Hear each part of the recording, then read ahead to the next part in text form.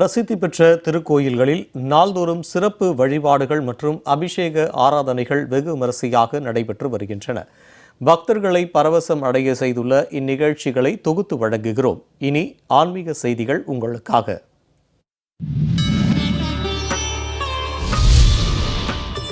கன்னியாகுமரி மாவட்டம் நாகர்கோவிலில் உள்ள பிரசித்தி பெற்ற நாகராஜர் கோவிலில் ஆவணி முதல் ஞாயிற்றுக்கிழமையை முன்னிட்டு பக்தர்கள் கூட்டம் அலைமோதியது.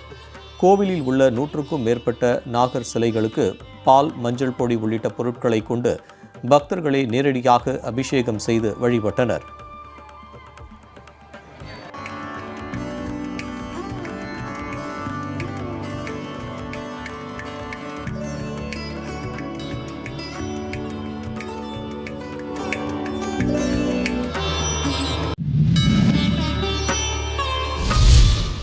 ராமநாதபுரம் மாவட்டம் முதுகுளத்தூர் அருகே திருவரங்கம் கிராமத்தில் உள்ள ஸ்ரீ அன்னை ஆதிகாளியம்மன் கோவிலில் 23ஆம் ஆண்டு ஆடி திருவிழா வெகு விமரிசையாக கொண்டாடப்பட்டது. விழாவின் இறுதி நாளான இன்று விவசாயம் செழிக்கவும் பருவமழை பெய்ய வேண்டியும் 500க்கும் மேற்பட்ட பெண்கள் முளைப்பாரி எடுத்தும் பால்குடம் சுமந்தும் பறவை காவடி எடுத்தும் அம்மனை வழிபட்டனர்.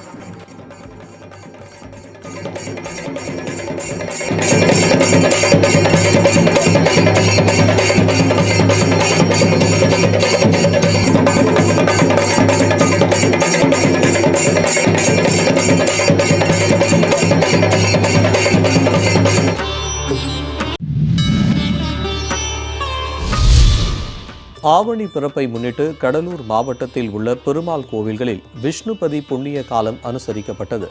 அதிகாலை முதலே ஏராளமான பக்தர்கள் விளக்கு ஏற்றி சுவாமி தரிசனம் செய்தனர். பின்னர் 27 முறை கோவிலை வலம் வந்து பக்தர்கள் வழிபட்டனர்.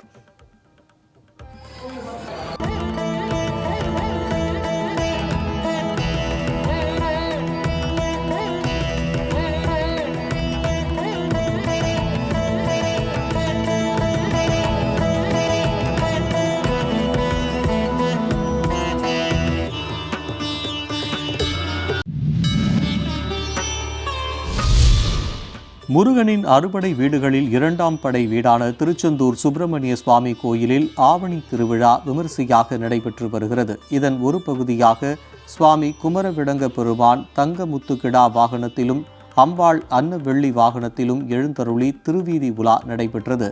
இதில் திரளான பக்தர்கள் கலந்து கொண்டு சுவாமி தரிசனம் செய்தனர்.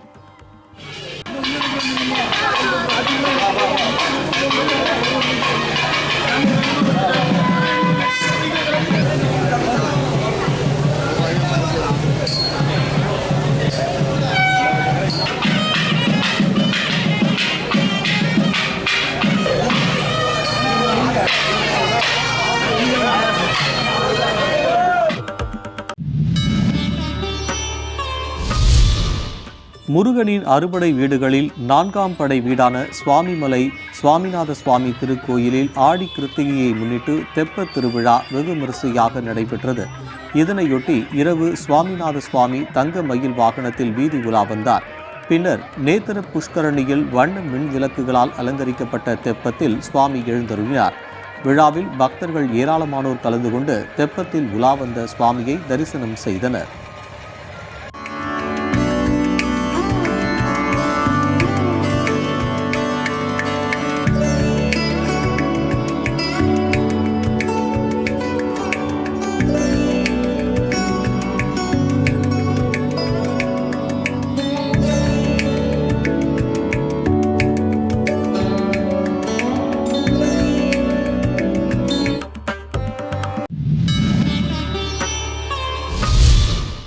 முருகப்பெருமானின் அறுபடை வீடுகளில் 5ஆம் படை வீடாக திகழும் திருத்தணி சுப்பிரமணிய சுவாமி திருக்கோயிலில் ஆடி கிருத்திகையை முன்னிட்டு தெப்பத் திருவிழா விமரிசையாக நடைபெற்றது. இதனையொட்டி சரவண பொய்கையில் அலங்கரிக்கப்பட்டிருந்த தெப்பத்தில் சுவாமி எழுந்தருளி பக்தர்களுக்கு காட்சியளித்தார். சரவண பொய்கை குளத்தை சுற்றி வலம் வந்து அருள்பாலித்த சுவாமியை ஆயிரக்கணக்கான பக்தர்கள் பக்தி பரவசத்துடன் தரிசனம் செய்தனர்.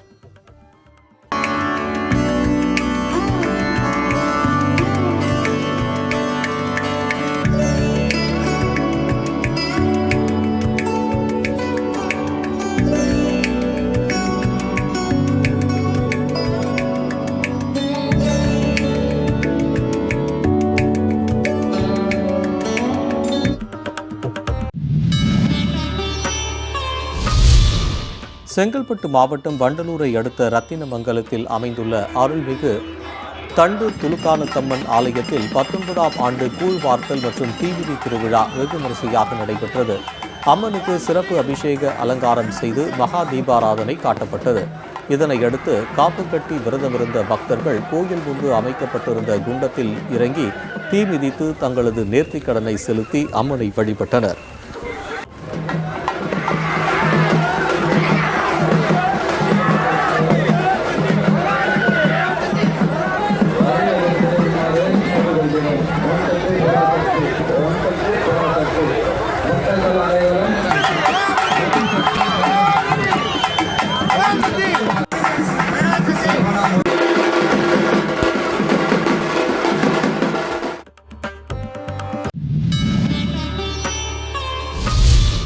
கோவை மாவட்டம் பாப்பநாயக்கன் பாளையம் அருகே பொன்னி நகரில் அமைந்துள்ள சுயம்பு அருள்மிகு புற்றுக்கண் மாரியம்மன் கோவிலில் ஆடி மாத சிறப்பு நிகழ்ச்சியாக அம்மன் வீதி உலா நடைபெற்றது. முளைப்பாறைகளுடன் பெண்கள் முக்கிய வீதிகளில் ஊர்வலமாக சென்று கோயிலை வந்தடைந்தனர். குழந்தைகள் முதல் பெரியவர்கள் வரை சுவாமி வேடமிட்டு ஊர்வலத்தில் பங்கேற்றனர். அம்மனுக்கு சிறப்பு அபிஷேக ஆராதனைகள் செய்யப்பட்டதை அடுத்து அலங்கரிக்கப்பட்ட பல்லக்கில் அம்மன் வீதி உலா வந்து அருள்பாலித்தார். திரளான பக்தர்கள் நிகழ்ச்சியில் கலந்து கொண்டு அம்மனை வழிபட்டு பிரார்த்தனை செய்தனர்.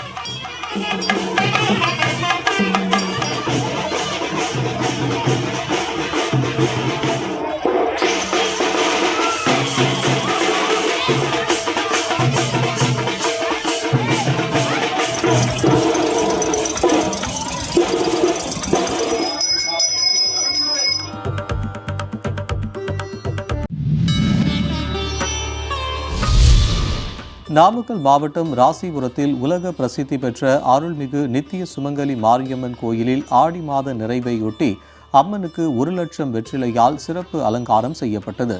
முன்னதாக அம்மனுக்கு பால், பன்னீர் உள்ளிட்ட வாசனை திரவியங்களால் அபிஷேகம் செய்யப்பட்டது. அதனைத் தொடர்ந்து வெற்றிலை அலங்காரம் செய்து மகா ஆரத்தி காண்பிக்கப்பட்டது. இதில் திரளான பக்தர்கள் பங்கேற்று பரவசத்துடன் அம்மனை வழிபட்டனர்.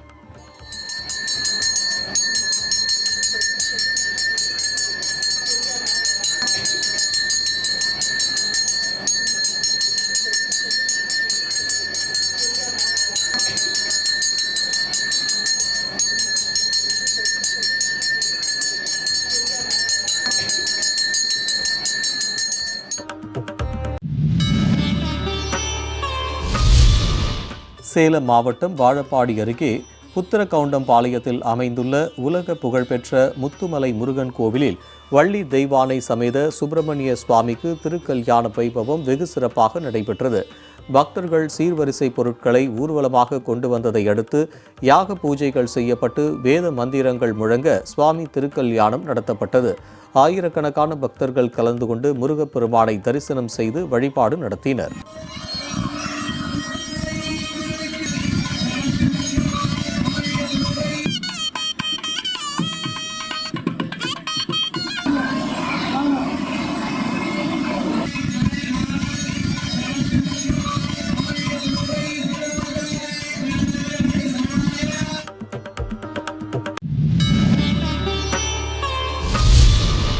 விழுப்புரம் மாவட்டம் மயிலம் சுப்பிரமணிய சுவாமி திருக்கோயிலில் சிறப்பு பூஜைகள் நடைபெற்றன. வள்ளி தெய்வானை சமேத சுப்பிரமணிய சுவாமிக்கு மலர்களால் அலங்காரம் செய்து தங்க கவசம் அணிவித்து மகா தீபாராதனை நடத்தப்பட்டது.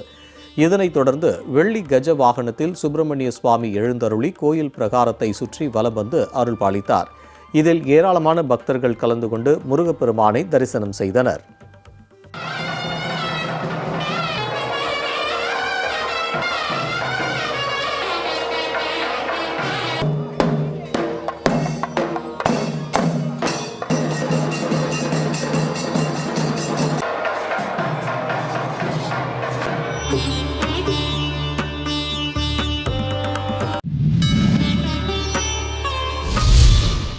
கள்ளக்குறிச்சி மாவட்டம் உளுந்தூர்பேட்டை அருகே மாரனோடை கிராமத்தில் பழமை வாய்ந்த தூய விண்ணரசி அன்னை தேவாலயத்தில் 325வது ஆண்டு பெருவிழாவையொட்டி தேர்பவனி விழா கோலாகலமாக கொண்டாடப்பட்டது. ஆலயத்தில் சிறப்பு திருப்பலி நடைபெற்ற பின்னர் மின்னொளியால் அலங்கரிக்கப்பட்ட தேரில் அன்னையின் சுரூபம் வைக்கப்பட்டு முக்கிய வீதிகளில் ஊர்வலமாக கொண்டுவரப்பட்டது. 25க்கும் மேற்பட்ட கிராமங்களைச் சேர்ந்த பல்லாயிரக்கணக்கான மக்கள் கலந்து கொண்டு அன்னையை வழிபட்டு பிரார்த்தனை செய்தனர்.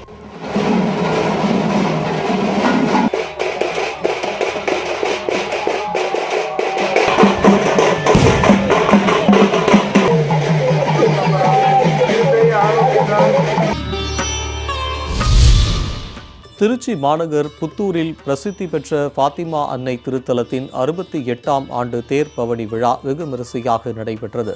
பெருந்திரளான கிறிஸ்துவ மக்கள் பங்கேற்று தேரின் பின்னே ஊர்வலமாக சென்று துதிப்பாடல்கள் பாடி அன்னையை வழிபட்டனர்.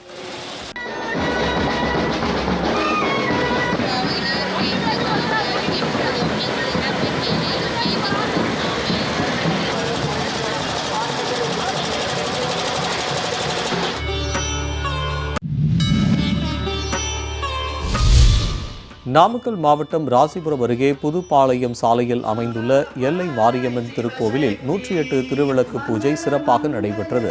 திரளான பெண்கள் திருவிளக்கை ஏற்றி வைத்து குங்குமத்தால் அர்ச்சனைகள் செய்து உலக நன்மை வேண்டி அம்மனை வழிபட்டனர்.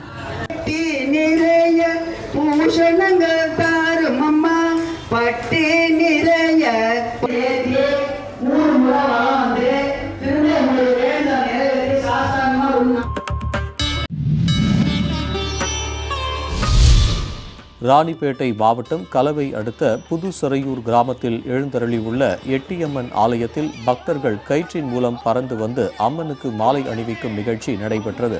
பெண்கள் பால் குடங்களை ஊர்வலமாக எடுத்து வந்து எட்டியம்மனுக்கு அபிஷேகம் செய்தனர். தங்கள் நிலத்தில் விளைந்த தானியத்தை பொங்கல் வைத்து அம்மனுக்கு படைத்தனர். தொடர்ந்து வேண்டுதல் நிறைவேறிய பக்தர்கள் கயிறு மூலம் பறந்து வந்து எட்டியம்மனுக்கு மாலை அணிவித்து நேர்த்திக் கடனை நிறைவேற்றினர்.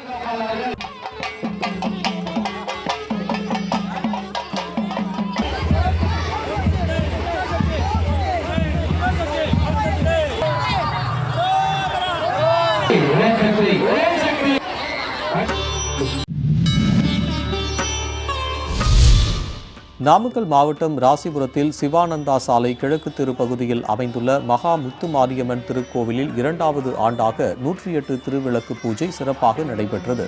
குத்து விளக்கை அம்மனாக பாவித்து பெண்கள் திருவிளக்கை ஏற்றி வைத்து குங்குமத்தால் அர்ச்சனைகள் செய்து அம்மனை மனமுருக வேண்டுதல் செய்தனர். முன்னதாக அம்மனுக்கு பன்னீர், சந்தனம் உள்ளிட்ட வாசனை திரவியங்களால் அபிஷேகமும் மலர்களால் சிறப்பு அலங்காரமும் செய்து மகா தீபாராதனை காண்பிக்கப்பட்டது. 29/8 அசோக் பவன் எதிரிலுள்ள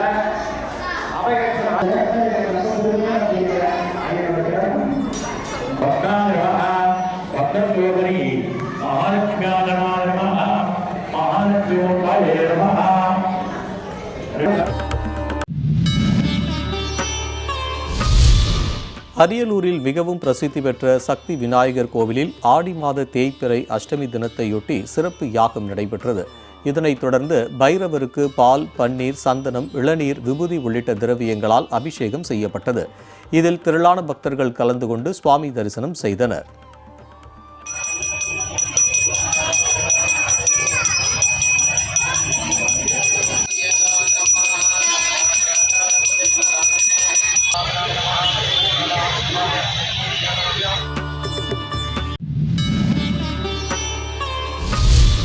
திருச்சி மாவட்டம் மணப்பாறை அருகே உள்ள நல்லாண்டவர் கோவிலில் கோகுலாஷ்டமியை முன்னிட்டு வழுக்கு மரம் ஏறுதல் மற்றும் உரியடி விழா விமரிசையாக நடைபெற்றது. பகவான் ஸ்ரீகிருஷ்ணன் பாமா ருக்மணி சமேதராய் கோவிலின் முன் மண்டபத்தில் எழுந்தருளி உரியடியை கண்டுள்ளார். பின்னர் திருக்கல்யாண வைபவம் நடைபெற்றது. விழாவில் கிருஷ்ணன், பாமா ருக்மணி வேடமிட்ட குழந்தைகள் மற்றும் திரளான பக்தர்கள் கலந்து கொண்டனர்.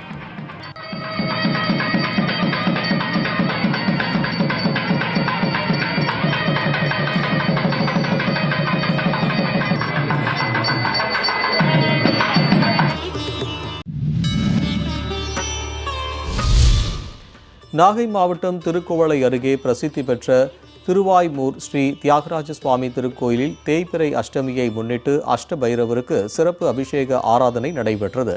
இதில் திரளான பக்தர்கள் கலந்து கொண்டு சுவாமி தரிசனம் செய்தனர்.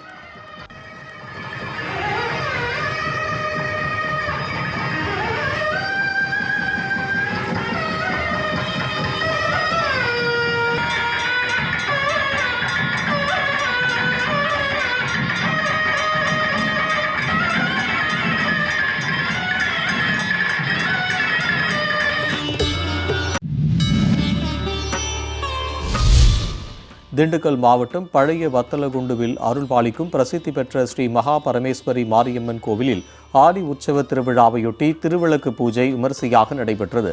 உலக நன்மை வேண்டி நடைபெற்ற இப்பூஜையில் 201 பெண்கள் பங்கேற்று வழிபாடு நடத்தினர்.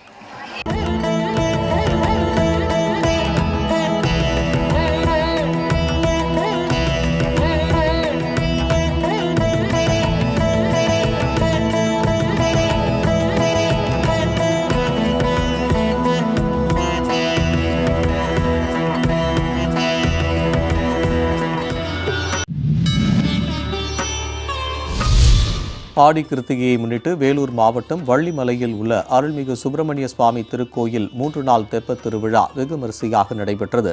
இவ்விழாவில் பக்தர்கள் காவடி எடுத்து நேர்த்திக் கடனை செலுத்தினர். இதில் ஆயிரக்கணக்கான பக்தர்கள் கலந்து கொண்டு அரோகரா அரோகரா என பக்தி கோஷம் எழுப்பினர்.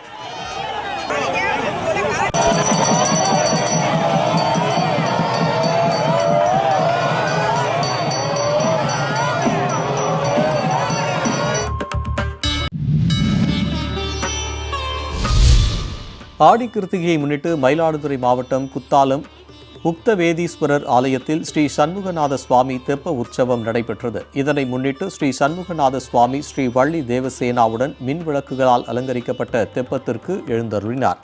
மங்கள வாத்தியங்கள் முழங்க தெப்பம் ஆலய திருக்குளத்தில் 3 முறை வலம் வந்தது. பின்னர் முருகப்பெருமானுக்கு மகா தீபாராதனை செய்யப்பட்டது. இதில் ஏராளமான பக்தர்கள் கலந்து கொண்டு தரிசனம் செய்தனர்.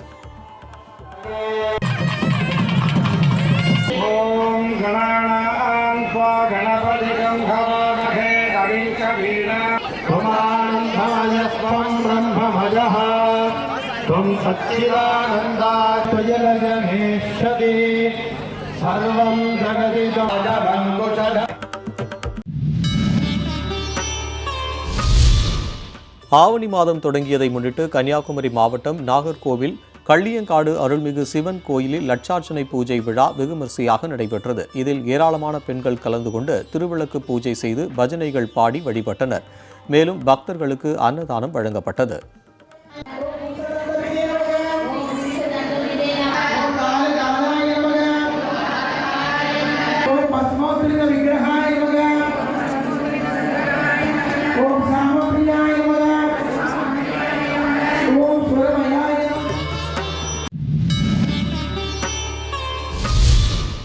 புதுக்கோட்டை மாவட்டம் புலிவலம் கிராமத்தில் உள்ள பொன்னழகி அம்மன் கோயில் விளக்கு பூஜை நிகழ்ச்சி வெகு விமரிசையாக நடைபெற்றது. பல்வேறு வகையான ஹோமங்கள் நடத்தப்பட்டன. இதில் ஏராளமான பெண்கள் கலந்து கொண்டு அர்ச்சனை செய்து அம்மனை வழிபட்டனர்.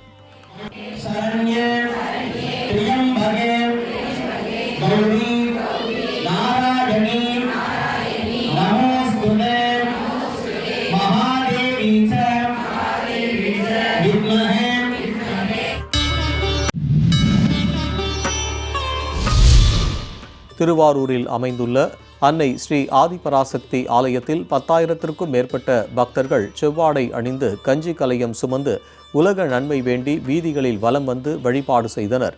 பின்னர் ஸ்ரீ ஆதிபராசக்தி அம்மன் மீது பக்தர்கள் தங்களது திருக்கரங்களால் பால் அபிஷேகம் செய்து மனமுருக வழிபட்டனர்.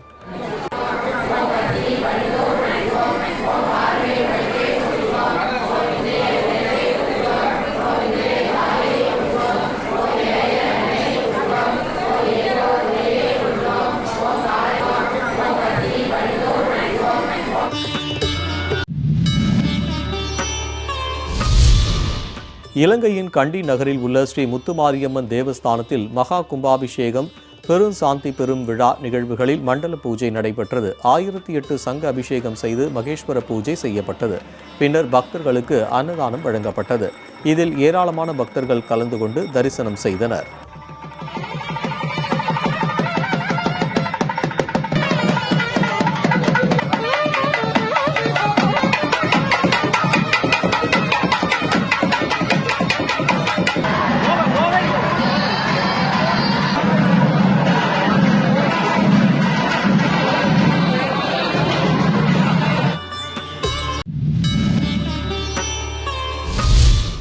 நாகப்பட்டினம் மாவட்டம் காமேஸ்வரம் கிராமத்தில் அமைந்துள்ள புனித செபஸ்தியார் ஆலயத்தில் மின் அலங்கார பெரிய தேர் பவனி வெகு விமரிசையாக நடைபெற்றது. மின் அலங்காரத்தால் செய்யப்பட்ட தேரில் மிக்கேல் சம்மன்சு, புனித பாத்திமா அன்னை, சூசையப்பர், செபஸ்தியார், ஆரோக்கிய மாதா உள்ளிட்ட 5 தேரை திருப்பூண்டி பங்குத்தந்தை பீட்டர் டேனியன் துரைராஜ் அடிகளார் புனிதம் செய்து வைத்தார். இதில் திரளான பக்தர்கள் கலந்து கொண்டு சுவாமி தரிசனம் செய்தனர்.